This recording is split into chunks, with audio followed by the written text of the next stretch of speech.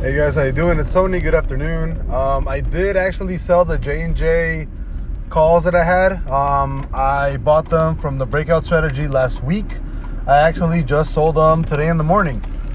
They returned a full 80%, and you guys know that I like to be conservative. I'm not gonna get greedy and try to risk more money or kind of let them run. I should have probably let them run because it kept going, and I think they might still keep running a little bit. JNJ might still keep running, but I did sell. You guys can see it right here. Let me see.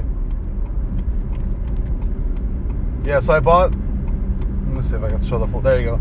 So I bought the full thing at two. So I bought one call at 280, another one at 114.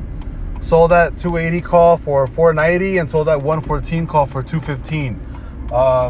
So I basically did a full 80% gain on these contracts, probably a little bit more.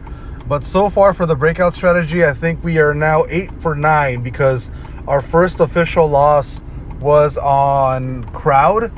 So Crowd was a loss. And we still have, I think, McAfee, Shopify, Wing, and that's it, I think. I don't know. I don't think I have any more. I think I only have Wing, Shopify, and McAfee open. But overall, this one returned a full 80%. I think it returned a couple $100. But remember, we're looking at percentage gains, not necessarily amount spent. But yeah, JNJ was successful. Breakout strategy so far is 8 to 9.